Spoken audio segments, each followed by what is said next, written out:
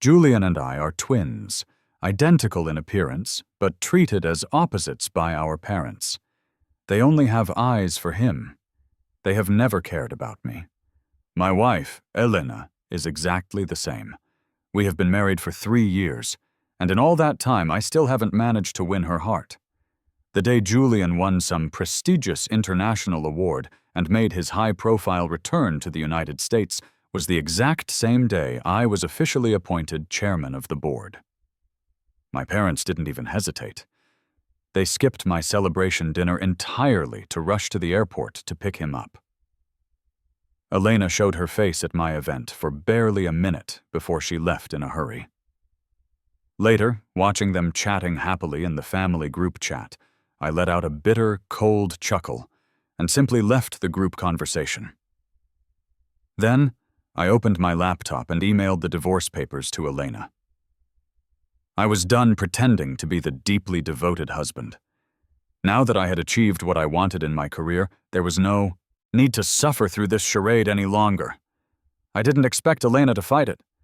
To my surprise, she actually claimed she loved me. After emailing the agreement, I sent Elena a text message. If you have objections, list them. If not, let's set a time to go to the courthouse. I assumed she was busy, but she replied instantly. It's over? Me. Yeah. Elena. Where are you? I'm coming to pick you up. Me. Still acting? Check the agreement, Elena. Elena. What does this mean? Me. Divorce agreement, literally what it says. Elena. Why do you want a divorce? Me. I'm stepping aside for you two. Elena. Me and who? I typed out Julian, but deleted it. Me. Whatever. I want a divorce. Elena was silent for a few seconds. Elena. Send me your location. We need to talk face to face. I didn't really want to hash things out with Elena right now. Today was my first day as CEO of the Callaway Group. The celebration was held at the company's flagship 5-star hotel. It was a public announcement, and a networking event rolled into one. After a long day of shaking hands and fake smiling, I was exhausted. I didn't even want to go home, so I just decided to stay in the hotel suite. Talking about divorce now felt like a headache I didn't need. Everyone knew the second daughter of the Vance family was a shark in sheep's clothing. She was breathtakingly beautiful, meticulous, and a master manipulator. Even giving it my all, I could barely manage a draw against her in business. Fighting her right now would put me at a disadvantage. But if I didn't agree to meet, she might think I was using divorce as a tactic because I was jealous. After sending the location, I opened a bottle of red wine and sat by the floor-to-ceiling window, drinking alone. I glanced down casually at the street below and saw Elena's car pulling into the garage. It wasn't that I had great eyesight. That flashy, bright orange Porsche was a birthday gift I'd hand-picked for her last year. It was completely outside, her cold, minimalist aesthetic, but expensive enough that she couldn't complain. It was enough to express my deep love. Aside from her birthday, Elena had never driven it. It was a surprise to see it today. I estimated the time it would take her to get upstairs, walked to the door, took a deep breath, and prepared for battle. But right when the doorbell should have rung, I got a text instead. Elena, it's too late tonight. Get some rest. We'll reschedule. She actually stood me up. I was so angry I wanted to curse, but reason held me back. I replied elegantly, okay. I assumed Elena had changed her mind after seeing the agreement and realizing it was viable, deciding not to waste time. After all, I wasn't greedy. I only asked for 80% of the marital assets and 2 of the Vance projects. Compared to regaining her freedom and rekindling an old flame with the man she loved, taking a hit to the wallet was nothing. That was until Julian texted me right before I went to sleep. Julian. You asleep? Come hang out. The location was a trendy bar opened by some rich kid in our circle. I was about to reply that I was asleep. Then another photo came through. It was all familiar faces, mostly people from our social circle, plus two of Julian's male colleagues. My gaze locked onto the corner of the photo. Even with just half a back view, it was enough for me to recognize Elena. The watch on her wrist was the New Year's gift I gave her the year before last. It cost less than $1 million, not in the same league as the $10 million watches her family collected. Its value was in the sentiment. I picked it myself, and the strap had our initials engraved on the inside. I scoffed out loud. I really had been flattering myself. Turns out she was in a rush to attend Julian's celebration party. My biological father, Mr. Thorne, discovered I had left the group chat around noon the next day. Immediately, the phone call came. "Caleb, what is wrong with you, His tone was accusatory. He didn't come in peace. I curved my lips into a sneer. "What's up? Why did you leave the group?" Seeing me play dumb, Mr. Thorne's anger ignited instantly. Even though I threw the phone on the desk to distance myself from the noise, I could hear his roaring voice. "Just because your mom and I didn't go to your party, you throw a tantrum and leave the group? Julian came back yesterday. As his brother, you didn't show up. Mom and I aren't even mad at you yet you're the one acting out. Caleb, you're 28, not 8. Can you be a little more mature? Act like a man." Classic Mr. Thorne. I couldn't help but sneer. "Even if I were 8, you'd tell me to yield to him. Shouldn't you? You're the older brother. You're the man of the house." Right. Because I was the older brother. Because I was a man. From childhood to adulthood, I had to yield to Julian, whether it was material things or people. Older by 5 minutes. I took a deep breath and said, coldly, "Then you only have yourself to blame, Mr. Thorne. You should have finished in a tissue back then. Without me, Julian wouldn't need anyone to yield to him. He could have had everything." Enough. I have work to do." I hung up, and Mr. Thorne's noise vanished. This was the first time I'd spoken so harshly to him, but I didn't feel much pleasure. Instead, I felt a hollow emptiness, like tinnitus ringing in my ears. I suddenly remembered when I was very young. Back when Grandpa took me into the Calloway household to raise me, my parents would come to the estate to see me once a week. Every time they came, Mom would stand aside with no opinion of her own, while Dad would hold me tight, telling me how much he missed me and couldn't bear to be apart. He said he loved me most, and would never ask me to yield to Julian.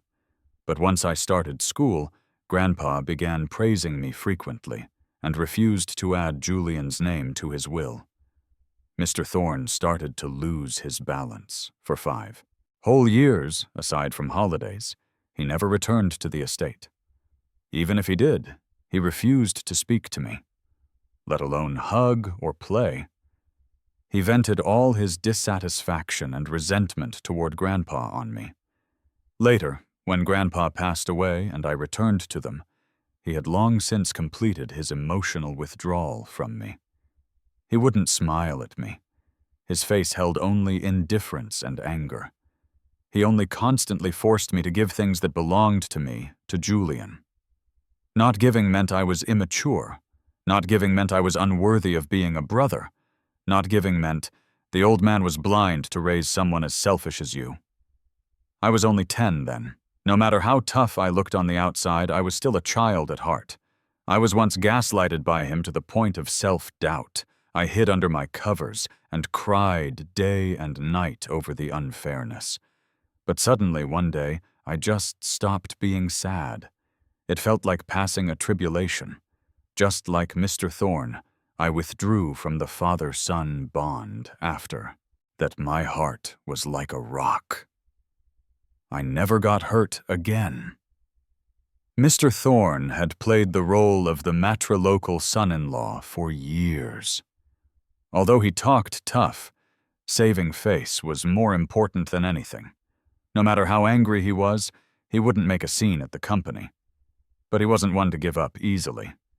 I hung up on him, so he cried and fussed to make my mom apply pressure. Unlike Mr. Thorne's aggressive dominance, the heiress Ms. Calloway excelled at gentle moral kidnapping. "Caleb, have you eaten?" I glanced at my watch. 3:00 p.m. "Do you mean lunch or dinner?" Ms. Calloway choked up a bit, then laughed dryly. "I heard from your dad that you're upset about yesterday. It was indeed thoughtless of Mom and Dad. You have every right to be angry. Come home tonight. Mom will make it up to you." This was the couple's favorite tactic. Call the dog home, then close the door and beat it. I had 100 reasons to refuse Ms. Calloway, but I didn't. Some people push their luck for 2 cents and long. It was time they understood the situation. I deliberately went back after dinner time. As soon as I walked in, I was met with Mr. Thorne's furious face. "Do you have any concept of time? Dinner was at 6. You arrived at 7:30. I was very busy today."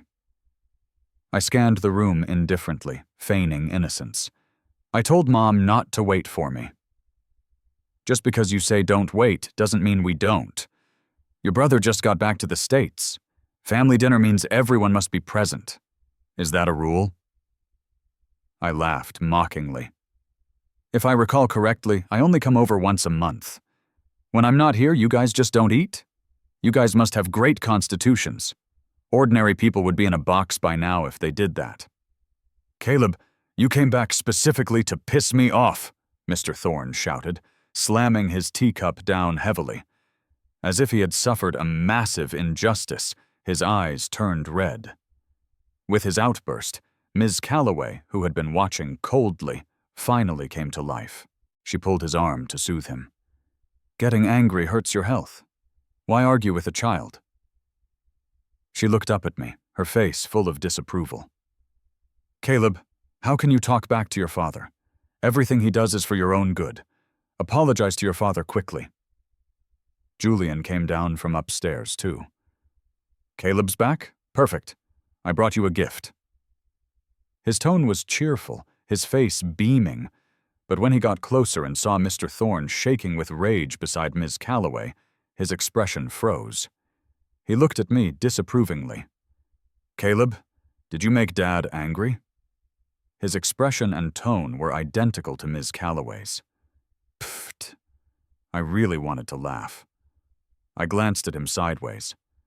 "How do you know it wasn't you who made him angry?" Julian's eyes went wide. "How could it be me? I've been in my room upstairs the whole time." "I've been in my office building the whole time, further away than you." Julian had to look at Ms. Calloway. "Mom, what happened just now?" I didn't give the couple a chance to pin the blame on me. I spoke first. "I came back today because Mom called me. She said what happened yesterday was uncalled for, and she wanted to apologize to me in person. She insisted I come home. I didn't come back because I needed an apology. I was afraid if I didn't come, they'd think I was holding on to a grudge over a small matter. I was more afraid they'd hurt their health out of guilt. Did I explain that clearly, Mom?" Ms. Calloway's expression stiffened. Reluctant as she was, she could only nod. "That's right. Yesterday was indeed thoughtless on our part." As soon as her voice fell, Julian frowned at me and asked indignantly, "So you're blaming me?" "Caleb, Mom and Dad missed your party because they were picking me up at the airport. If you want to think of it that way, sure." Julian was silent for a few seconds. "I apologize to you. If I had known you minded so much, I certainly wouldn't have let Mom and Dad come pick me up. No need. I was the star of the party. Whether other people came or not didn't matter." Mr. Thorne didn't like the sound of that. He rushed over immediately. He asked ferociously, "Caleb, what do you mean it didn't matter if we came or not? Make yourself clear." literal meaning. My expression was bland. The more I knew what he wanted to hear, the less I would give him the satisfaction. Whether you came or not didn't affect the party or my mood. Mr. Thorne was furious. He raised his hand to hit me, but was stopped by Ms. Calloway.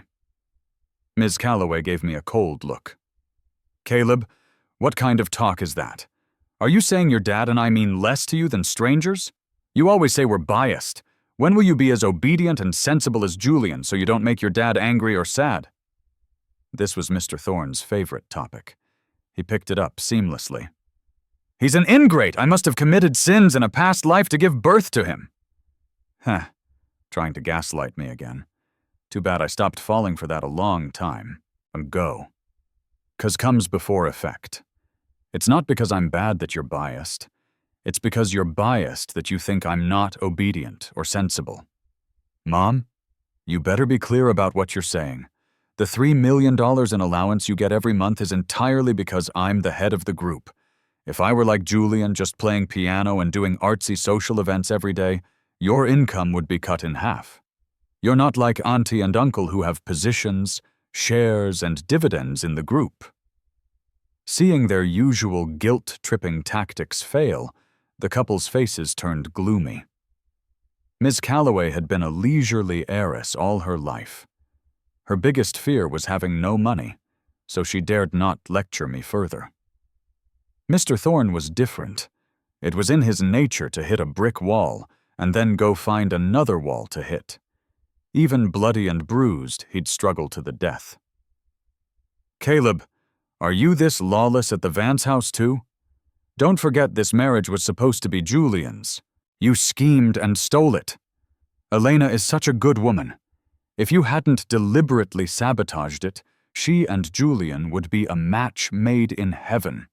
If she knew about your calculated schemes, what do you think she'd do? What do you think she'd do? I stared at the raving Mr. Thorne like I was looking at a ridiculous madman. I finished his sentence for him. She would fly into a rage and divorce me, and incidentally terminate all cooperation between the Vance and Calloway families. She would call me shameless, kick me out of the Vance house, and ruin my reputation. She would also get back together with Julian. Your son-in-law wouldn't change. You'd still be the father-in-law of the head of the Vance family. Maybe because your favorite son is liked more by the daughter-in-law, you'd be even more comfortable and proud. I walked up to him, my gaze shifting between him and Julian. I've already asked Elena for a divorce. Since you guys are so confident, why don't you help throw some fuel on the fire? I'm tired of her as a pawn. Bored. I don't want her anymore. If you have the ability, make Elena sign the divorce papers sooner. Don't hide like a turtle. What I, Caleb, throw away, I will absolutely never pick back up. I stared at Julian while saying the last two sentences. Seeing his face turn white inch by inch, I knew I had guessed his thoughts perfectly. I was about to turn and leave when I saw Julian's gaze suddenly become complicated. Shock, awkwardness, and a trace of barely concealed secret delight. Elena! My heart skipped a beat. I turned my head and saw Elena standing in the foyer, looking at us with a face like frost. Before Elena could explode, I made an excuse about having business and turned to leave. Mr. Thorne tried to grab me, but I shook him off. Caleb, if you walk out that door today, don't come back. How did I give birth to something with such a bad heart? If you had half of Julian's kindness and gratitude, people wouldn't hate you so much. You! Mr. Thorne's dramatic performance stalled because of my lack of reaction. Finally, he had to cover his face and start lamenting. While comforting him, Ms. Calloway and Julian both turned their spears on me. Caleb, just apologize. Stop upsetting your dad. Bro, Mama isn't as capable as you. She's not watertight. She might be thoughtless sometimes, but everything she does is for our own good. You're breaking her heart doing this. Elena, hurry and talk some sense into him. This child is just stubborn. Elena, stop my brother. I finally realized that when people are truly speechless, they really do want to roll their eyes. Ever since Grandpa passed away, and I was brought back to them, scenes like this played out every other day. Mr. Thorne would shake with rage because of me. Ms. Calloway and Julian, using filial piety as an excuse, would team up to force me to apologize. Not only were their expressions and tones identical, but their scripts were the same as they had been. For years. Because it worked every time, they didn't bother changing it. Too bad I changed. Why should I apologize? What did I do wrong? Ignoring them, I walked faster. Passing by Elena, she grabbed my wrist. She didn't speak. Her gaze was deep and controlled, carrying an oppressive feeling like she could see right through people. I didn't like it. I pulled away forcefully. What? CEO Vance wants to stick up for someone? Since you're in a rush, just sign quickly so it's official. My sarcasm successfully made Elena's expression change, but she was more patient than I imagined. She didn't get angry, didn't question me. Instead, she spoke with a certain righteousness. Caleb, you and I are husband and wife. We are one unit. Saying that, she pulled hard, blocking me behind her. Mom, Dad, Caleb and I are heading back. She dragged me away. The moment the door closed, I heard Mr. Thorne's unwilling voice. Elena is such a good woman, how did she get tricked by him? Elena made her driver get out and dragged me into her car. Take me to the hotel. We need to talk. We spoke at the same time, and then the car fell into a weird silence. I knew what she wanted to talk about, but I didn't want to give her the satisfaction. No time. The divorce agreement. I have objections. I glanced sideways at her. What are you unsatisfied with? All of it. Stop being unreasonable. I think the agreement is very fair. You call 2080 fair? Elena sneered. My understanding of fair is 50-50. Besides, you also want the Tech City project. I gave you less money, but you won the love. For 3 years, I loved you wholeheartedly. You didn't love me and couldn't return my deep affection, so you should compensate with money. Ha! Elena seemed to laugh out of anger. You love me? Caleb, do you take me for deaf or stupid? Looks like she heard everything. I didn't flinch. Words said during a fight are just to upset the other person.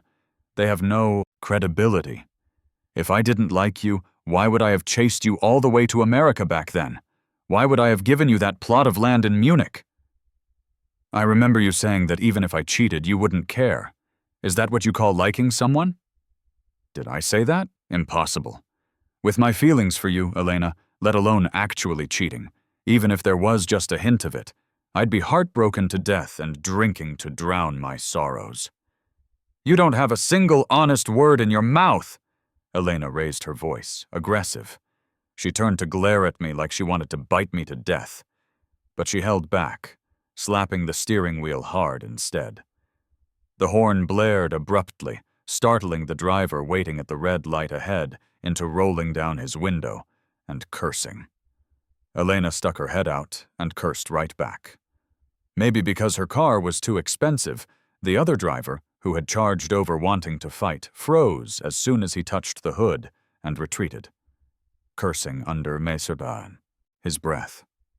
Coward! Elena cursed back and honked again. I stared, dumbfounded.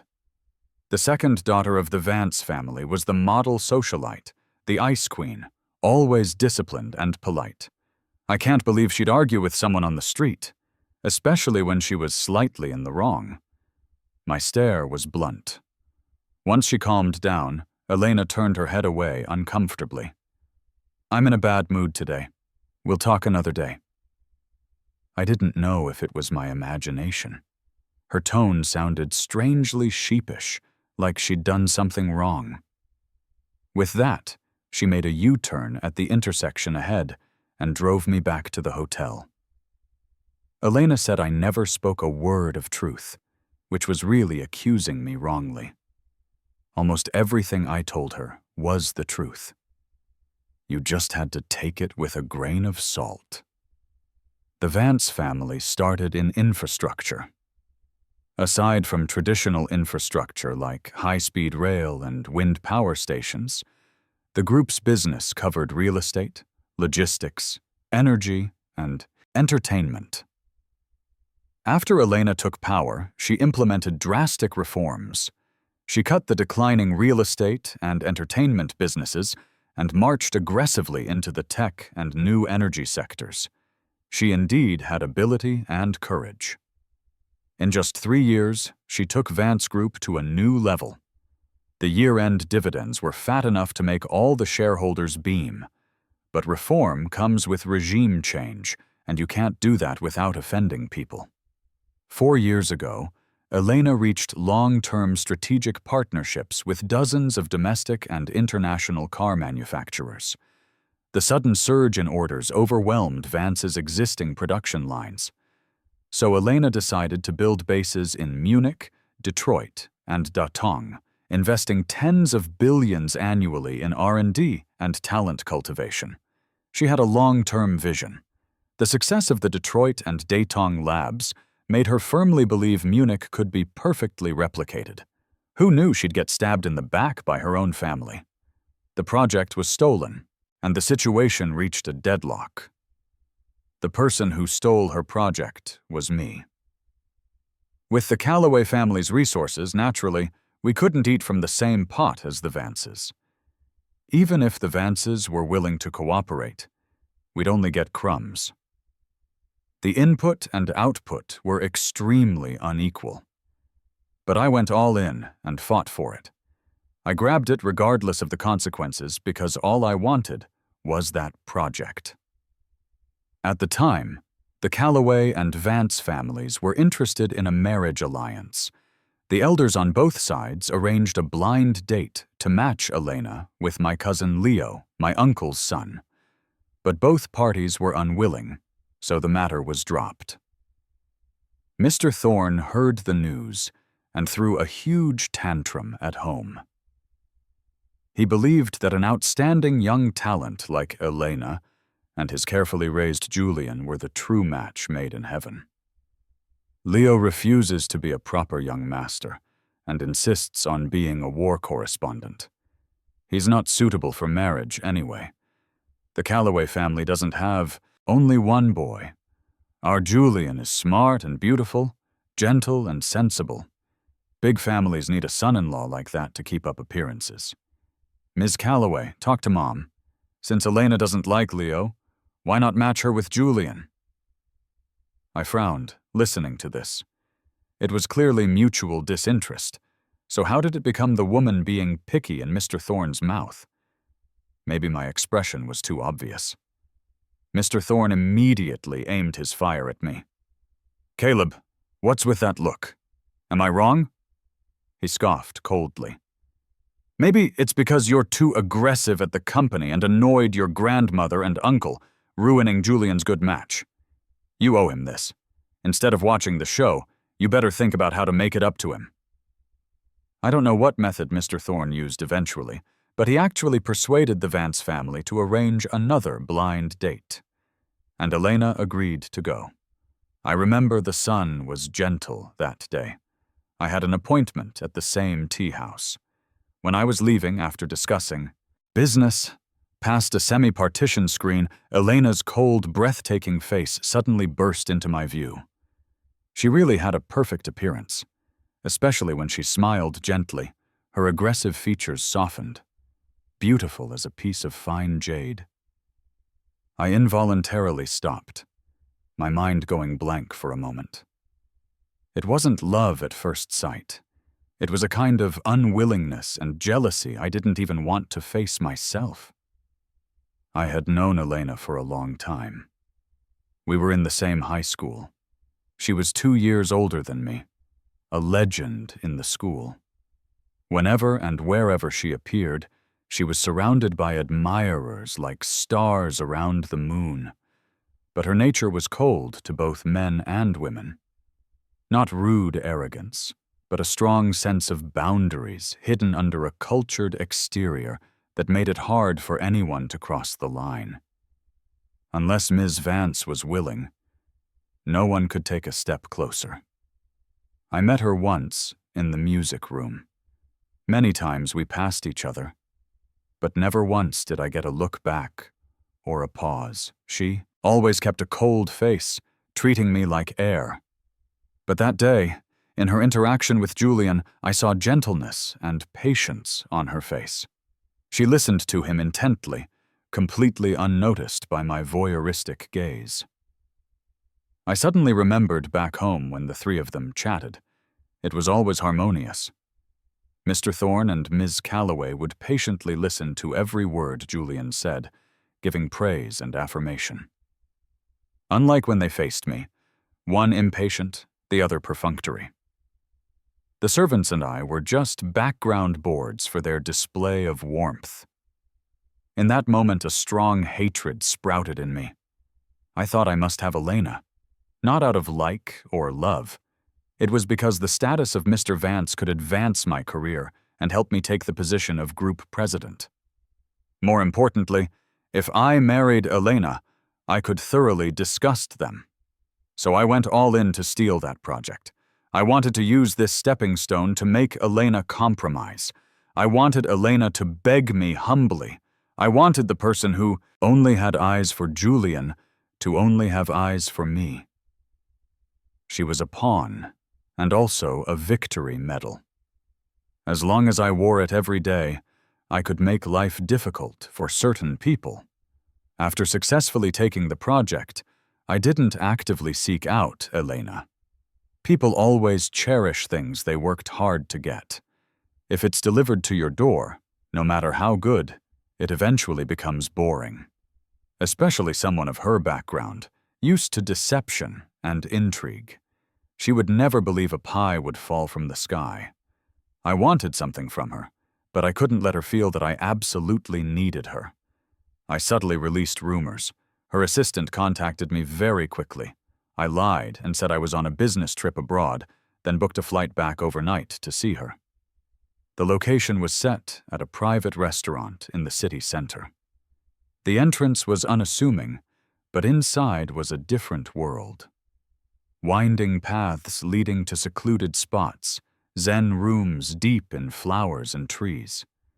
Everywhere was rustic, yet everywhere was luxurious. Even million-dollar Buddhist pine trees were placed casually by the path. The guests coming and going were all wealthy elites.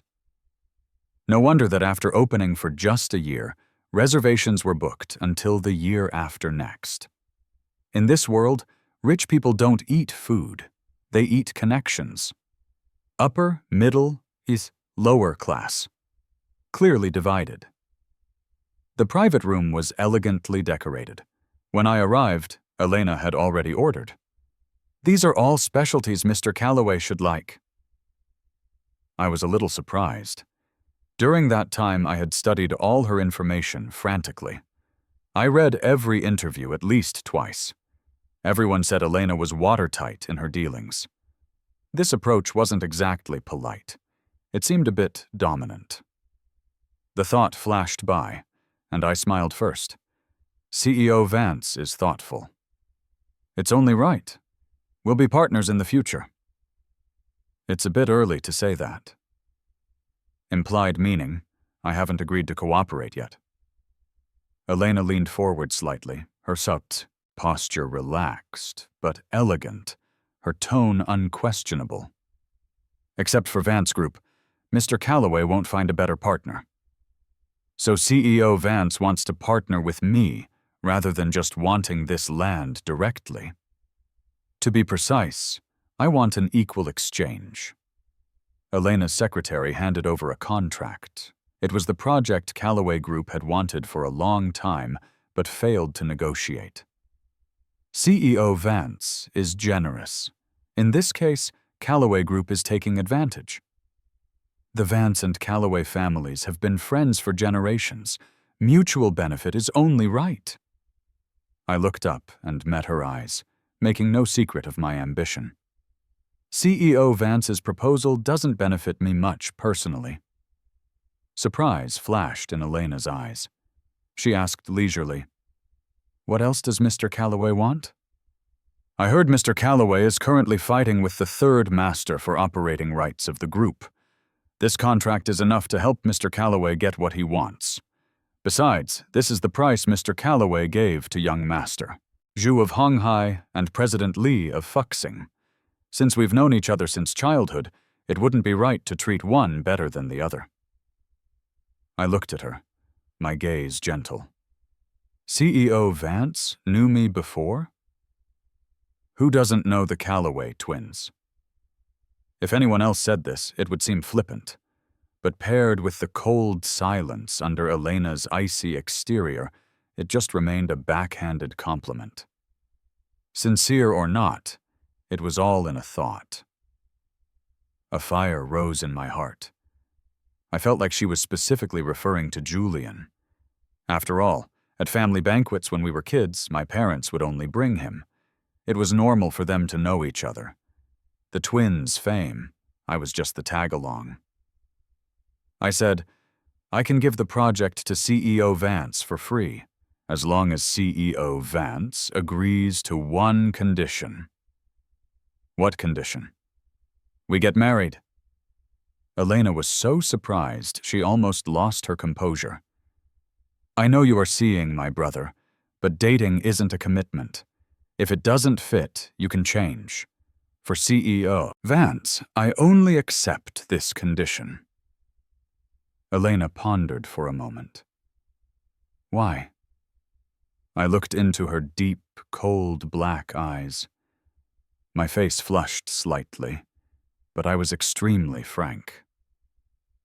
Because I like you. The shock on Elena's face vanished instantly, her gaze cold and sharp as a blade. Her nobility couldn't suppress her hidden anger. Apologies. Forgive my abruptness. I pressed my lips together tight, feigning calm. But I do like CEO Vance. Looking at all of New York, only you can help me get what I want. This was hinting to her that I liked her status.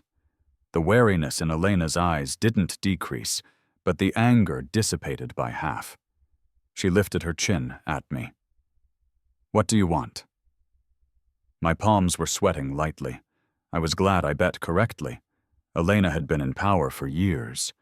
Beautiful and rich, who knows how many men in this world admired her.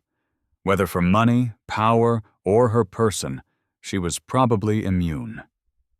With her upbringing, even if she didn't like it, she would give basic respect when rejecting. But discussing feelings during a negotiation is easy to make people disgusted. I met her by chance. Why should I be an exception? But this move was to test that exception. If she was indifferent, it meant she had zero interest in me. If there was an emotional fluctuation, disappointment, disdain, it proved my proposal was worth her consideration. Someone like her wouldn't allow herself to have a stupid, unpresentable husband. Only those who see the opportunity first have a chance to win big with a small bet. The position of president of Calloway Group. I looked up at her, my eyes holding just the right amount of ambition and sincerity. I know CEO Vance has many choices. Compared to a trophy husband who only looks good, a durable and practical partner like me is more suitable. I have ability. CEO Vance has boldness. Except for the title and connections, I don't need love or emotional value. I'm more suitable to stand by your side. With every sentence I spoke, the scrutiny in Elena's eyes increased.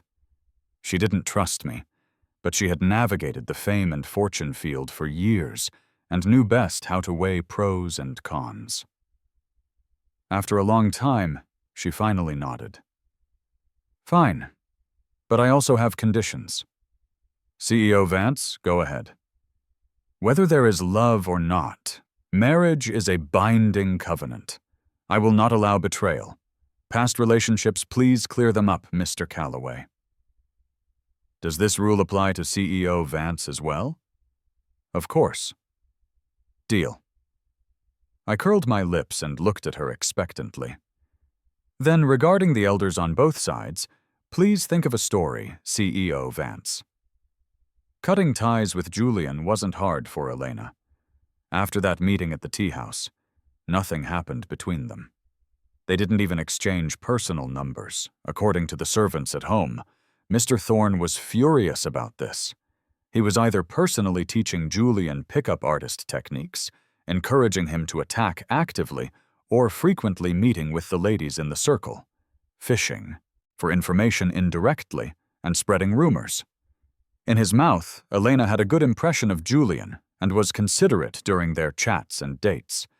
It was just that before I sought out Elena, she seemed not to care. Didn't respond, didn't refute.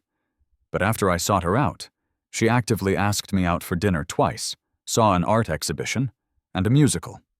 Soon, her aunt asked Mr. Thorne personally at a banquet, "Is Caleb back from his business trip?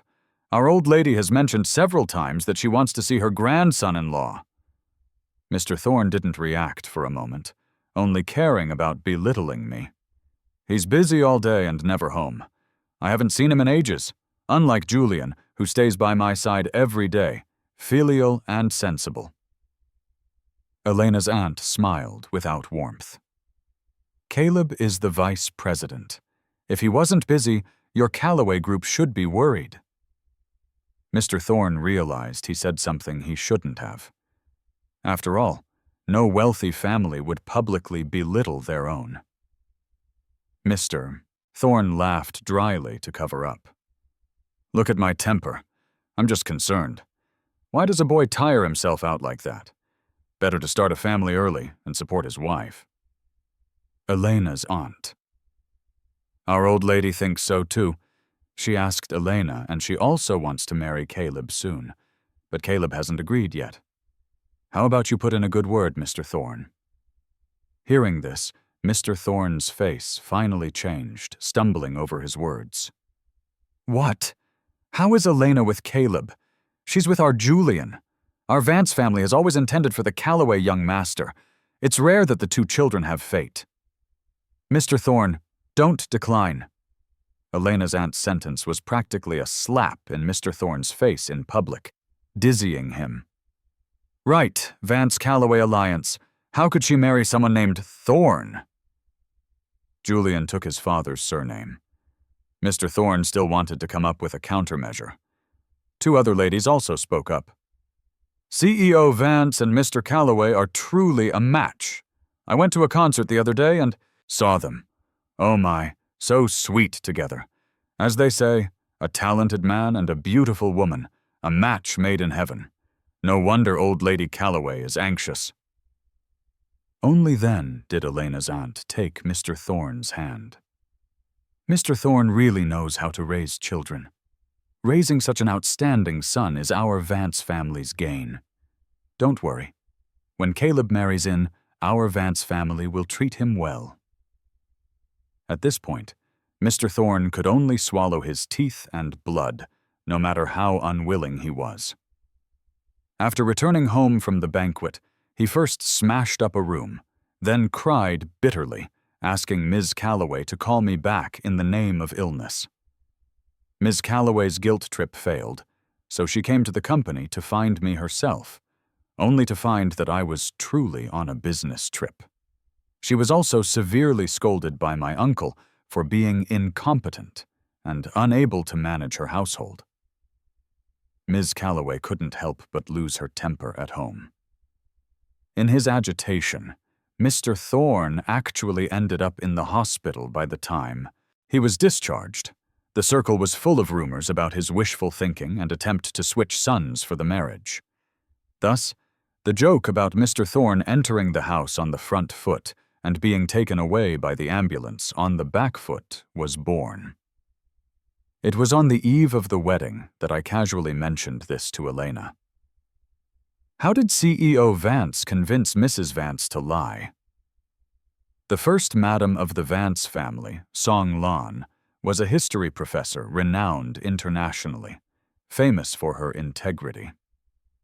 Elena sat opposite me, her exquisite features so good-looking they made one salivate. "We've already registered. You should change how you address me." Her expressionless look was full of abstinence, making one inexplicably generate a strong desire to play with her. I coughed lightly to cover up. "What do you want me to call you?" "What do you want to call me?" "Wifey? Baby?" I said frivolous words with a straight face, unable to help but cringe. "Forget those two," I said. "I'll call you whatever you call me." Elena was silent for 2 seconds. "Caleb." "Elena." I nodded. "Looks like you're as normal as I am." Elena looked at me for a long time. She didn't lie. The Vance family always intended for the second young master of the Calloway family. No matter how dissatisfied Mr. Thorne was with my marriage, I got my wish and united with the Vance family. The wedding was grand and luxurious, gathering celebrities. Although Elena didn't love me, she gave me the best. Known as a workaholic, she took her first long vacation since taking power to go on a honeymoon with me. It was quite surprising, but I didn't appreciate it much. I had just obtained management power. It was the time to achieve results and establish authority in the group. Throwing away work to vacation now was like taking my life, but I couldn't refuse. Although I said I didn't love Elena and only discussed interests with her in action, I feigned deep affection. I would steal glances at her with admiring and suppressed eyes. I would secretly follow her on my burner account. I practiced shooting because she liked it. I secretly painted her in the studio. I would secretly note her preferences, pretend I liked them, and have the cook make them for her. I wouldn't restrict any of her social activities, but I would leave a light on for her when she came home late. I wouldn't interfere with her food, clothing, housing, or transportation over her assistant's head. But I wouldn't miss a single festival or anniversary, finding ways to give her gifts. Not necessarily catering to her taste, but definitely novel, making her remember it. I would also tolerate her without a bottom line. No matter how dissatisfied I was with her behavior, I smiled and said it didn't matter. But turning around, I would inevitably sulk, waiting for her to coax me with a few words. I did this not because I was love-struck, but because I was sober enough. No wife would truly like a husband who only sought an exchange of interests, especially a woman in a high position like Elena. Love was easily accessible to her. The less she lacked, the scarcer it was. If she was duplicitous in this path, she could empathize with a duplicitous man. Conquering a willing man is boring. Conquering a man who is tough-mouthed but soft-hearted is also boring. What's interesting is making her unable to guess, making her weigh things in her heart, and also have softness. Only then, when facing interests, would she have a reason to yield to me. After we became intimate, we spent a sweet time together. Elena had a high demand in this regard. Once she got a taste, she wished she could stick with me every day. Even later, as an old married couple, the interval never exceeded 3 days. Every time she came home from a business trip, the bed would nearly fall apart. She was a descendant of the old school. Nowhere smelled as good as the bed. Fortunately, she loved to learn and was good at summarizing and improving from practice. The sweetness I tasted was far more than the bitterness I ate. Our bodies were in harmony, and our careers were even more compatible. With Elena's recommendation, I hired a very powerful trader. Those major shareholders who used to jump around for my third uncle were easily brought under my command in the face of profit. I returned the favor, turning around to charge into those circles, mixing like a fish in water. The little moves Elena's cousin made behind her back were all traced by me, starting from his partner. Gradually, I discovered that besides work and sex, Elena and I could also have a lot to talk about. In those days when I feigned deep affection, she seemed to be influenced subtly, occasionally returning a little tenderness and sweetness to me. She would care about my emotions, create romance and surprises, trying hard to fulfill a wife's responsibility. Even if she didn't love me, she was at least gentle and thoughtful. And she kept herself clean, didn't, like smoking or drinking, didn't lust after men. The circle gradually regarded us as a model wealthy couple. Every time I went out to socialize, I could always garner envious gazes. I was also more at ease at the negotiation table. My heart gradually settled. I even once wanted to let myself develop real feelings, but Mr. Thorne couldn't sit still. Mr. Thorne started calling us back for dinner frequently. But I was busy, and Elena was even busier. Often, out of 5 invitations, I would only agree to 1. And the chances of Elena showing up were even lower. If I went back 3 times, bringing her along once was considered good. Mr. Thorne was very dissatisfied with this. Everyone outside says your relationship is good. I think it's just so-so. If it were really good, why doesn't she accompany you back? Women saying they're busy is all an excuse. I've been married to your mom for so many years, and she has never not accompanied me because of work. I lowered my head to drink soup. I didn't want to pay attention to him, but hearing the last sentence, I really couldn't hold it back. That's because Mom is lucky. She gets money without working. Whether she accompanies you or not doesn't affect her eating, drinking, and playing. Mr. Thorne choked and jumped immediately. Caleb, what do you mean? Do you think your mom is incompetent and only knows how to spend money? I'm telling you, that's your grandfather's bias. He gave positions and shares to the eldest and third-born, but specifically blocked your mom. Grandpa was indeed different towards Mom. Of the 3 children, he only set up a trust for her. Even if Callaway Group collapses, she still gets money. Mr. Thorne stopped talking. He couldn't refute. Ms. Callaway had participated in the group's operations when she was young. Whatever passed through her hands inevitably turned into a huge disaster. No one in the New York elite circle didn't know this. Back then, if the marriage candidates the Callaway family liked didn't look down on her, Grandpa wouldn't have relented and let her marry Mr. Thorne. After failing to get an advantage, Mr. Thorne ceased fire for a while.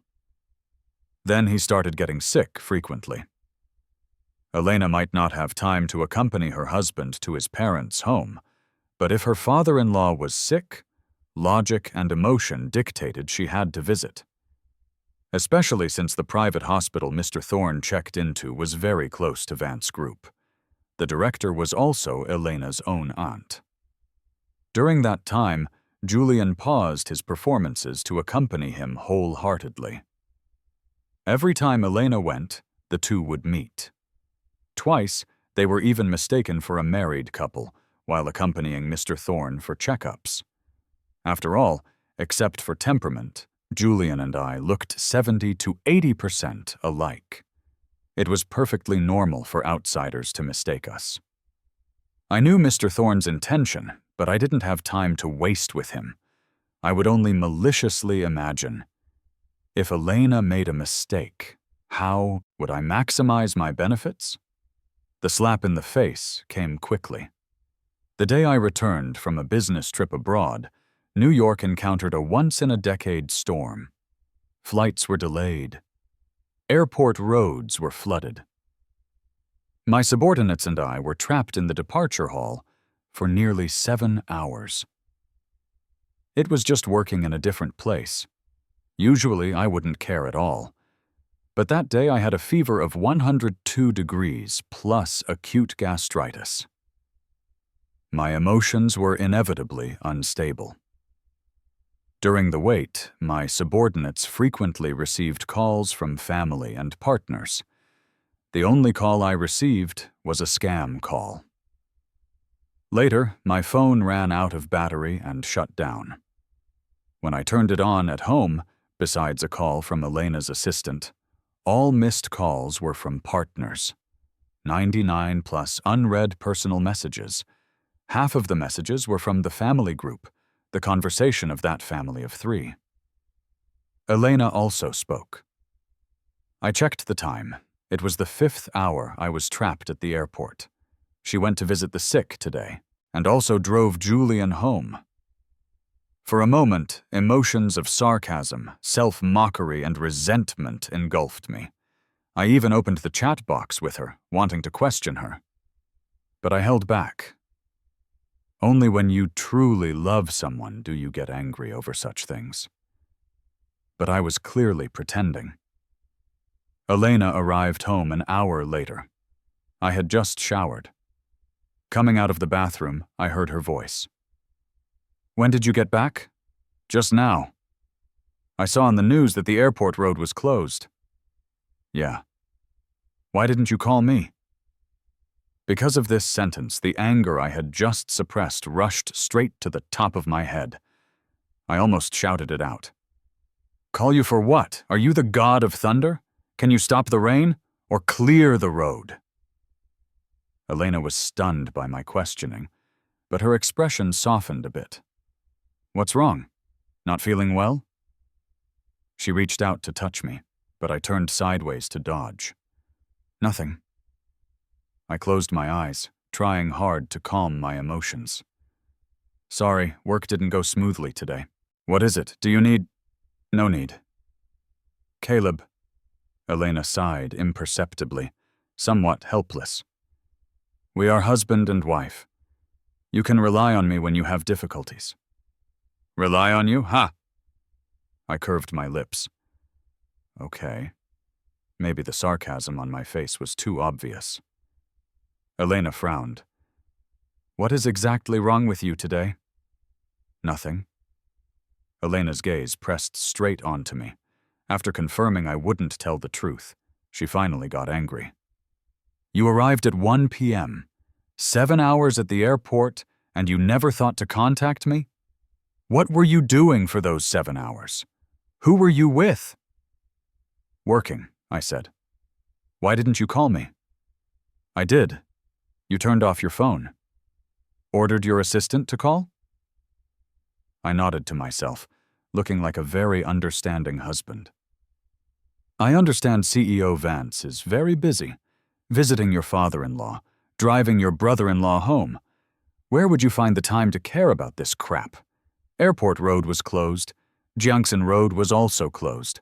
Wasn't it tiring? Circling the city, CEO Vance?"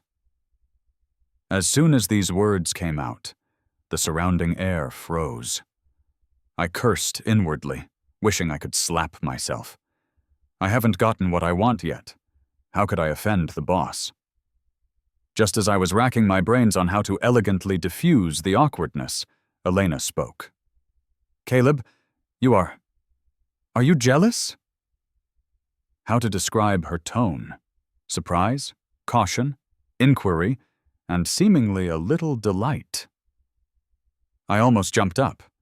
"Jealous of what? Did you develop feelings for Julian?" Elena's face sank. "Stop talking nonsense. Even if you did, I wouldn't be jealous. Elena, we are a married couple, but a generic corporate merger. No love, only interests. But please remember your promise, CEO Vance. Guarantee loyalty." After speaking, I turned and entered the master bedroom, slamming the door heavily. Elena seemed to stand in the living room for a long time. With the sound of a forceful door slam, everything returned to peace. Elena and I started a Cold War mode. She flew to Germany for half a month and didn't contact me proactively. I didn't ignore her either. Until she returned to the country, pestering me to sleep together a few times. She also generously gave me a project. Only then did I start feigning deep affection again. But there was a barrier in my heart, after all. The more realistic the acting became, the more perfunctory it was. I didn't care if Elena was satisfied. I only knew I was getting closer and closer to that position. During this period, Mr. Thorne continued his petty moves, using every available opportunity to create chances for the two of them to be alone. Once, when Elena took a late-night flight back, Julian picked her up. When she ran quickly towards him, her face was full of pleasantly surprised smiles. Before, no matter how deeply I pretended, she had never smiled at me like that. Hidden hatred sprouted in my heart again. I hated differential treatment, and I hated betrayal even more. Besides, this photo was sent to me by Mr. Thorne. He said, "Stolen things must be returned sooner or later." When I was hated and treated differently by him as a child, I suffered so much. I hid under the covers crying day and night, falling into an emotional vortex, unable to extricate myself. I was confused. I couldn't figure out why he hated me so much. He harbored a fluke mind. He thought that since he could marry Ms. Calloway as an exception, Julian would also be one. Too bad the plan failed. Grandpa resolutely refused to compromise, declaring that if he dared to make trouble again, he would make Ms. Calloway divorce and remarry.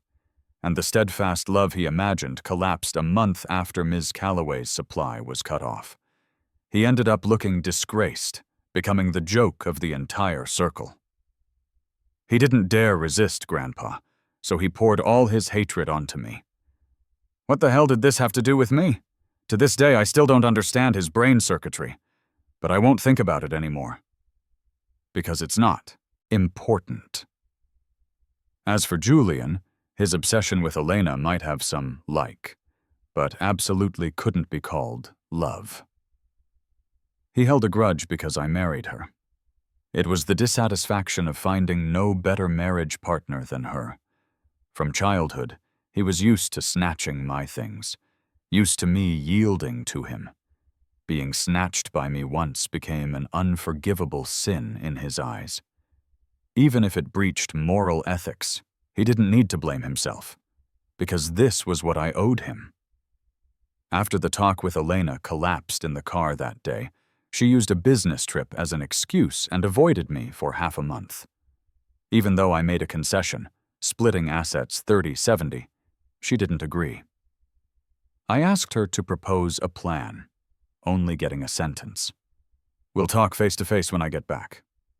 But the return date was uncertain. She wouldn't cooperate, so the divorce matter could only be shelved. After the initial urgency passed, I also looked on the bright side. I just took power. Divorcing now did more harm than good. Might as well take advantage of the title of Elena's husband to grab more benefits. In case there was blame to take, it would be easy to dump it on Elena. In a good mood, I was radiant every day. Leo returned to the country for a vacation and asked me out for drinks. I immediately agreed happily. Compared to Julian, Leo and I were more like real brothers. We would chat often, share our thoughts, and meet up for fun whenever we were free. As luck would have it, the place Leo chose was the influencer bar where Julian held his party the day he returned. There, I unexpectedly met Elena. When she came looking for me, I was having a blast playing with a few young, pretty influencer models. Although none of these people compared to Elena's stunning looks, they won by being young and lively, sweet-mouthed, and providing emotional value. Talking to them didn't require using my brain. True or false, no burden at all. I was holding the hand of the prettiest girl, studying her palm. Lines when a hand suddenly cut in front of my eyes. "President Calloway is so amazing, why don't you read mine?" I looked up and met Elena's gloomy face. "Can't you see I'm busy?" "No." Pushed away by me, Elena didn't get angry. She sat down right next to me, grabbing the pretty girl's hand. "I'll read it for you. Guaranteed accurate." In just an instant, the pretty girl's face turned from pink to green, crying out in pain. I quickly slapped Elena's hand. Don't bully the kid. You treat them as kids, but they don't treat you as an elder. Elena's gaze swept over the girls, smiling insincerely. If you stay any longer, you'll have bad luck later. The girls looked at each other. A bold one asked, Who are you? Elena Vance. In less than 10 seconds, everyone was gone. Leo also made an excuse and slipped away. Holding my wine glass, I asked Elena unhappily, Satisfied? Satisfied with what? She loosened her cuffs, picked up a glass of wine, and downed it in one go. Satisfied that my husband is finding a bunch of mediocre women to play with behind my back? Which of them is as beautiful as me? Which has a better body? Which is richer than me? After speaking, she drank another glass. What terrible taste. Seeing her angry put me in a good mood. I added fuel to the fire. They have sweet mouths. I like that. Whatever you like to hear, I can say too. Oh, this damned competitive spirit. I crooked my finger at her, lips close to her ear. Say you agree to the divorce and you'll leave with nothing. Elena laughed in anger. Keep dreaming. I won't divorce you. Why? I love you. I can't bear to. This time it was my turn to be choked up. The second Miss Vance was truly teachable. She could lie without blinking. Neither of us spoke anymore. Inexplicably, we started a drinking contest. Half drunk, the bar owner came over to toast, respectfully calling me brother-in-law. I had heard early on that the owner of this bar was some heiress. I didn't expect it to be the Chen family's third daughter, Sophie, a famous bad girl in New York. While everyone else was wasting time, she managed to play creatively. No wonder she could make a dying bar famous. Sophie thanked me. If not for your discerning eye back then, I wouldn't be where I am today. I'll drink 3 glasses to show my gratitude. Brother-in-law, you drink as you please. Sophie respectfully drank 3 glasses of wine, full of sincerity. I was a bit confused, certain I had absolutely no dealings with her. But seeing Elena's matter-of-fact look, I accepted it calmly. As soon as the person left, I immediately asked, What's going on? You invested in this bar. The Chen family was only a third-rate wealthy family in New York. Sophie had a reputation and was marginalized by her family. It was perfectly normal to need partners. It's just, you're close with Sophie? This was strange. 2 people who couldn't be further apart, different circles, different temperaments. How did they hook up? Elena was silent, her expression covered by the colorful neon lights, unclear. Under the influence of alcohol, I kicked her with my toe. Speak! Elena grabbed it, her gaze heavy. Don't fuss. I lifted the other foot. I will fuss, caught by her again. My grandpa said women who don't listen to their husbands will have bad luck. No matter how I pestered, Elena wouldn't speak. I got anxious, opening my mouth to bite her, but she held the back of my head and kissed down aggressively. Her mouth retained the smell of alcohol, the same frequency as mine. Not strong, mellow, and clear, making one drown. The moment she pried open my teeth, I subconsciously sucked. Elena groaned, her whole body stiffened. Pausing for 2 seconds, she grabbed my waist, pressing me into the sofa for a deep kiss. What happened later was hazy, like a bizarre dream. Getting in the car, getting out, taking the elevator, going home. She kept holding me, kept kissing me, lying on the soft bed in the master bedroom. I watched her carefully wipe my face, hands, and wash my feet. Although expressionless, Her eyes were extremely gentle. Movements skilled and detailed, like treating a rare treasure. About to divorce, yet serving her ex-husband like a beast of burden. Elena was so angry she didn't talk to me for a long time. Until somewhere between dream and wakefulness, she suddenly lifted the quilt and got into bed, hugging me tightly. Started kissing me again. Every time during foreplay, Elena also liked to kiss me. The kisses then were intense, dominant, carrying aggression and purpose. But tonight she was clearly more focused and gentle. Not just the mouth, brows, eyes, nose, ears were not spared. Clearly aroused, but she never went a step further. Finally, she cupped my face with both hands, kissing while asking for a promise. Don't divorce, okay? Tell me where I did wrong. I'll change. You want to hear sweet words? I can learn. Caleb, promise me. Promise me. I was annoyed and slapped her face. Stop it! Sleep! Elena pulled me into her arms, hugging me from behind, asking again. You promised. Promised what? I was dazed. No taking it back. She hooked my pinky with hers. No lying to me. I'll give you the Tech City project. All the money at home is yours. So noisy. I frowned and shook her off. Too sleepy. I closed my eyes, letting Elena hug me tighter. Before falling asleep completely, I felt a warmth on my neck. Instinctively raising my hand, I touched Elena's face. Caleb. She held my hand in her palm, saying piously, I love you. When I woke up, Elena was long gone. Her side of the bedding was cold. The warm water on the nightstand was just the right temperature. I had blacked out a bit. My memory of last night remained only in fragmented images. Only that kiss, that I love you, was deep in my memory. But I didn't believe it. How could Elena love me? Did she learn to feign deep affection, too? But why? What good would not divorcing do her? Countless reasons flashed through my mind, and I rejected them one by one. Feeling hungry, I went to the kitchen to find food first. I couldn't cook.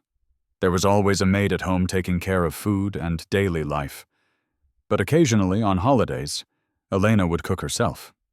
Like the sandwich I was biting into now, one of her specialties. The first time I ate it, I was amazed, but because it was all vegetarian, I only gave it a 90.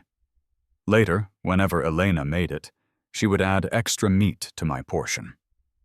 Usually, she would also instruct the maid to make more meat dishes. This was one of the reasons I was willing to live with her. No matter how different our living habits were, she never tried to change me. Even without love, she gave enough respect and tolerance. If it didn't involve Julian, if it were anyone else, maybe I really wouldn't mind. The thought flashed by, and I rejected it.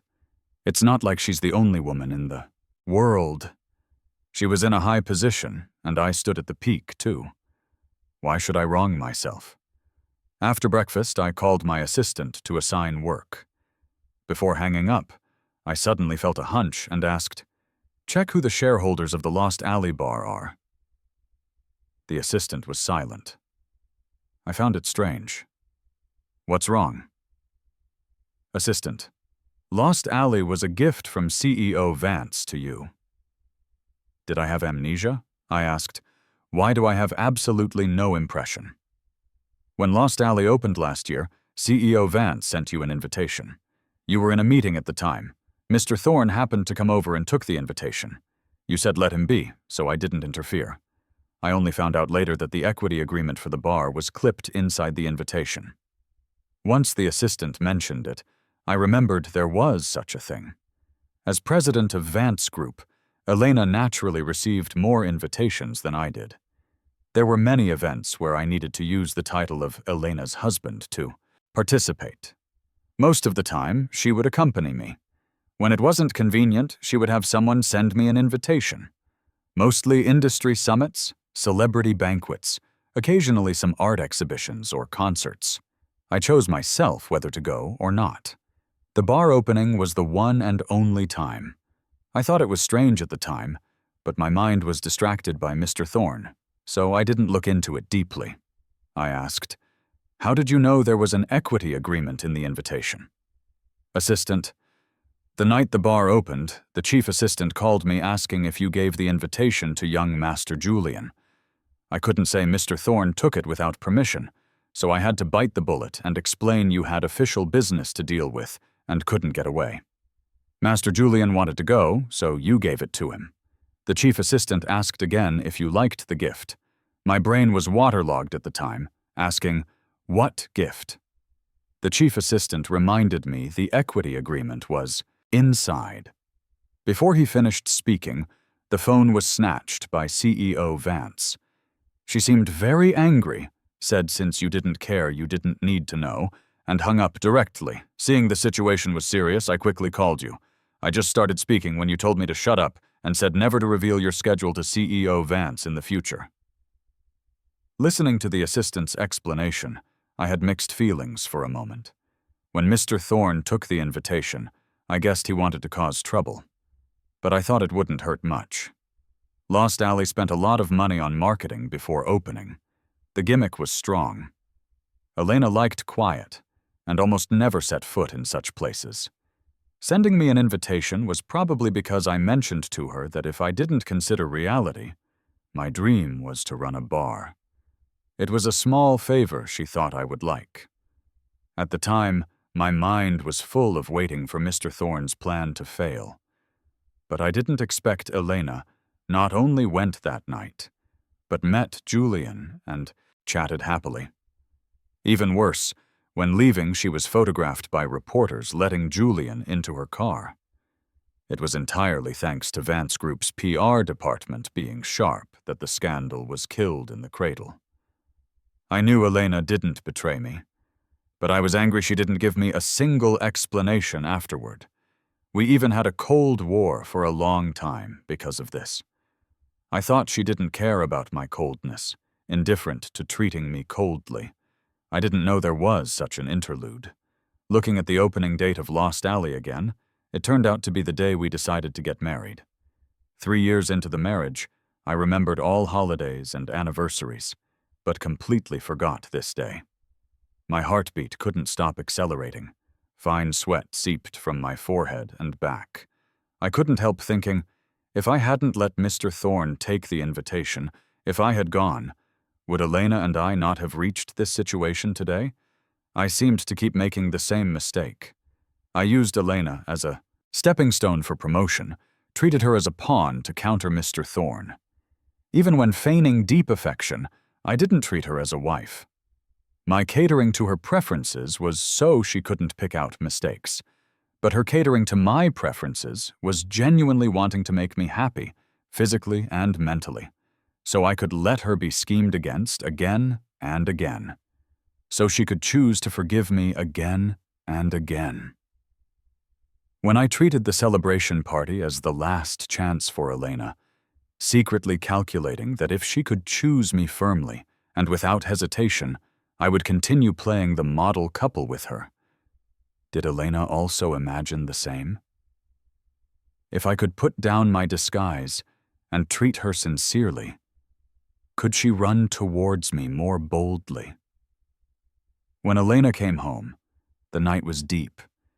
Seeing me sitting on the sofa, she came over and asked, "Waiting for me?" "Elena, let's talk." This time she didn't escape. Sitting opposite me, she smiled slightly. "Still want a divorce?" I asked back. "You don't want to?" "From the moment I decided to marry, I never thought of separating from you." I pursed my lips. If considering only interests, divorce does more harm than good to me.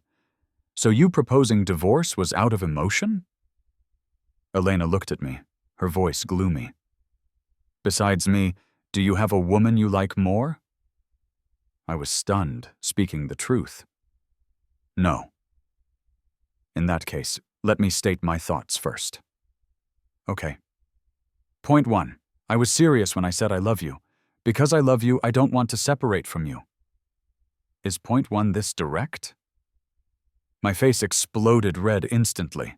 Elena bent her finger and scraped the tip of my nose. So you do know how to be shy.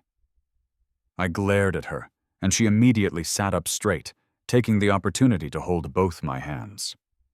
I thought a lot these days about the reasons prompting you to propose divorce. Whether out of emotion or interest, ultimately, it's because I didn't do well enough. I never told you I loved you, nor did I make you believe. I loved you through actions. Even because of some unfortunate coincidences, I made you misunderstand. These are all my faults. I asked, knowing it was a misunderstanding. Why didn't you explain at the time? I was too confident before, thinking you could understand. Like what? That time you were trapped at the airport. I did call you but couldn't get through. Before getting ready to pick you up, I heard your father and brother say your business trip this time was to negotiate cooperation with an ex-girlfriend. I was angry you didn't tell me, so I went to the company to work overtime out of spite. Elena paused here, her face extremely unnatural. Under my forcing gaze, she continued.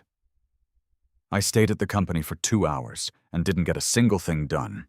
I asked my assistant to contact you, but you had already turned off your phone. Your assistant's phone couldn't get through either. I didn't delay anymore and drove directly to the airport. I waited for 4 hours before. The airport road reopened, but I saw you get into a woman's car. I recognized that person. She chased you before you were married. No, I caught the key point. How do you know who chased me? Elena wouldn't say. I had to let it go. What else?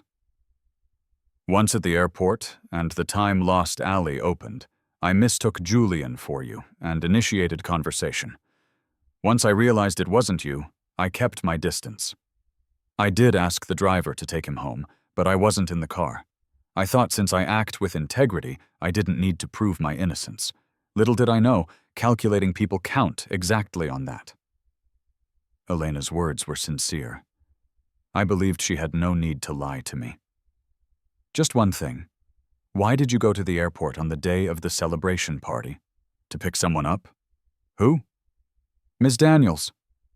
My eyes went wide. Ms. Daniels was invited by you? Callaway Group had always intended to cooperate with Howe Company, the global smart home giant. I contacted Ms. Daniels' assistant, Venisui, times, but couldn't book a meeting. Elena actually invited the person directly to the country. No wonder Ms. Daniels' assistant contacted me proactively the day after the celebration party. How did you do it? When studying abroad, I had some personal friendship with Ms. Daniels. Why didn't you say so at the time? I didn't want you to have a burden. You worked hard for so long. Even without my participation, you would have succeeded anyway. Elena looked relaxed, but her tone was sincere and solemn. It was my selfishness acting up. I wanted to advance your happiness, so I took the initiative. Just this one sentence, and fog suddenly rose in my eyes, unbearably stinging. Caleb. Elena pulled me into her arms, whispering gently and lingeringly in my ear. I don't love you because you are perfect. Your flaws are equally cute in my eyes. Regardless of whether you will fall in love with me as I love you in the future, I will only love you. I couldn't help crying. I always said I didn't care about my parents' bias.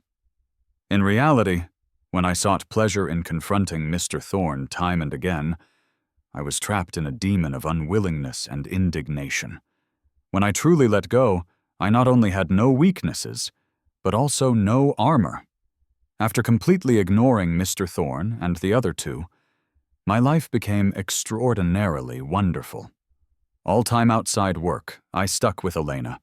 We dated like a normal couple, eating, chatting, watching movies, doing the happiest things together. I took off my disguise. She abandoned her stiffness. We blended like milk and water, inseparable. Before, we never chatted idly on text. At most, I would routinely pretend to be virtuous and care about her. She would respond perfunctorily with 2 sentences. Now she always had countless funny things to share with me. The coffee brewed by the secretary that didn't suit her taste, the fountain pen she used for years, her lunch menu, or after rain, seeing a rainbow while sitting by the floor-to-ceiling window. She said, "Caleb, I miss you so much." But we clearly just saw each other in the morning. If it were before, I would definitely disdain dealing with such trivialities, would definitely mock her mushiness. Now, not only did I enjoy it, but I was also happy to feed back all my emotions. Even if working overtime, we had to go home together. Of the 2 studies at home, only one would have the light on. When she had video conferences, she had to free up a hand to hold mine. Clingy, so clingy, but I liked it so much. Without me as a background board, the warmth index between Mr. Thorne's couple and Julian dropped in a straight line. Julian had his position as principal dancer, taken by a colleague, and cried bitterly at home. Mr. Thorne not only didn't comfort him, but blamed him for being less skilled and embarrassing him. "You look exactly like Caleb. He can tie down Elena. Why can't you? Old money families look down on you new money families. You can't marry into. You can't even keep the principal position. What use are you? I spent half my life's effort on you. How can you not compare to Caleb?" Amidst Mr. Thorne's vicious scolding, Julian collapsed, smashing things at home while cursing. "Is it because of me that I can't compare to Caleb? It's because my last name is Thorne. With a broken-down family like your Thorne family, what the hell were you fighting for naming rights for? If not for you, I would have Callaway shares, annual dividends, and live a wealthy and peaceful life like Mom. No, if my last name was Callaway, Grandpa would have nurtured me. Everything Caleb has today would be mine. Mine." According to the servants, Julian's mental state went wrong after that day, either silent or shouting and screaming. Hearing this, I only felt it was ironic. Julian might have forgotten, but I remembered. Mr. Thorne was born into a middle-class family. His grandparents poured everything into supporting and nurturing him, all thinking and wishing for him to climb high branches and cross classes. They got their wish, and so did he. But the disparity in background and his dependence on women in his bones made his wealthy life difficult. He could only prove his status by making demands again and again. He pretended to take me out to play, drugged me, and sent Julian back to the Callaway house. Grandpa's health was already bad then. Although he spotted clues, he didn't look into it deeply. If Julian hadn't been unable to endure the hardship of studying and called crying to go back, his plan would have succeeded. I didn't sympathize with Julian. Ending up in this situation was due to Mr. Thorne's failure to teach, and also his own doing. Mr. Thorne started looking for me frequently, but I didn't see him once. I didn't care what he wanted to do, repent or atone. I wouldn't give him a chance. The rest of my life is long. My time will only be saved for worthy people and things. Epilogue. Elena. The first time I saw Caleb was in my senior year of high school. He was a sophomore. There was a music room in the school that was perennially empty because of ghost rumors. I didn't believe it. I would go stay there a while when I wanted to be alone. Unexpectedly, he wasn't afraid either. I went to zone out. He went to curse people. The boy, looking cold and aloof, had a mouth sharp enough to do stand-up comedy. Extremely interesting. I listened for free for half a year and really wanted to say hi to him. But many times when we passed each other, he kept a cold face. Pickup lines lingered on the tip of my tongue, but I just couldn't speak them. To maintain my image, I could only pretend he was air. After graduation, I studied abroad and gradually forgot about this. Unexpectedly, 2 years later in a foreign country, I met him again. He looked much more mature, boarding with the professor couple next door to me. We rarely met. I was busy starting a business. He seemed to be too. But our two houses were connected by a terrace. As long as we were both home, I could always see him. He would hide there smoking and making phone calls. I didn't smoke, nor did I like people who smoked. But the way he smoked was lazy and lonely, making me feel he was cool. He stopped cursing people, changing to sarcasm. His mouth was still as sharp. But every time he hung up the phone, he seemed unhappy. Once he even cried and shouted at the phone, "If you don't love me, why did you give birth to me?" I don't know what was said on the other end. He smashed the phone and cried uncontrollably. I really wanted to comfort him, but by then the Vance family had selected me as the heir. My future was destined for a marriage alliance. Since there was no result, I couldn't selfishly intervene in his karma. Fortunately, he soon had a girlfriend. They seemed very sweet together. I moved away soon after. Out of sight, out of mind. After officially taking charge of Vance Group, all my energy was used on work. I didn't think of him again, nor did I have feelings for anyone. My family intended to ally with the Calloway family. I was indifferent, but Leo found me privately, saying he was unwilling. I cooperated with him to ruin the blind date, but soon my aunt told me the Calloway family switched the candidate to the second young master, Caleb. I went to the blind date banquet as agreed. I waited for Julian at the tea house for nearly an hour before he arrived late. Based on this point alone, I decided to terminate the blind date. But when I saw Julian walking over, my heart beat so fast it almost jumped out of my chest. It was actually him. How could it be him? But I wouldn't mistake him. It really was him. I thought he must have encountered an unavoidable emergency to be late. It's okay. I'd listened to his explanation. Unfortunately, he wasn't him. Under the similar skin lay a completely different soul. Julian was still chattering endlessly. I didn't want to hear a single word. Just as I wanted to find an excuse to leave, my heart moved suddenly. I asked him, "Do you have brothers?" Julian froze, hesitating. "I have an older brother, but we aren't close. His personality is weird, bad temper, likes to curse people. Mom and Dad don't like him, sent him abroad very early." Julian went on and on. I gave a cold glance, and only then did he shut up. I sneered in my heart. "You care if they like him? As long as I like him, that's enough." Knowing the Calloway family switched people privately, my aunt was so angry she wanted to go argue immediately. I stopped her. If this matter blew up, Caleb would also be embarrassed. So we only politely notified the Calloway family it wasn't suitable. But I didn't expect this move would make Mr. Thorne and his son push their luck. They actually wildly imagined using rumors to build momentum. I planned to find Caleb personally to explain this matter. Unexpectedly, he set a trap first and snatched the project I was determined to get. I went to negotiate with him. He actively proposed marriage, the reason being he liked me. Naturally, I didn't believe it, yet I still agreed to him. The only condition was loyalty. After marriage, we got along very happily. Career and life went smoothly. He was tough-mouthed, but soft-hearted, never mentioning love, yet doing everything a husband should do, thoughtfully.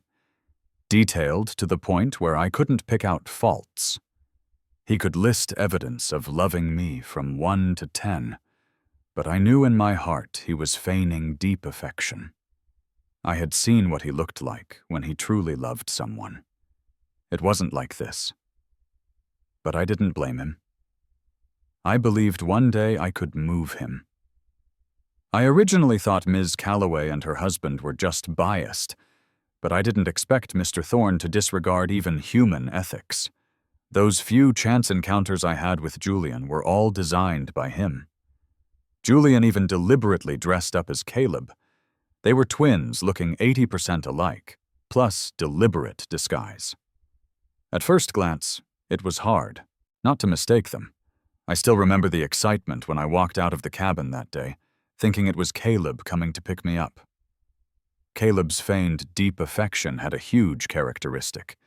He would only pretend conveniently.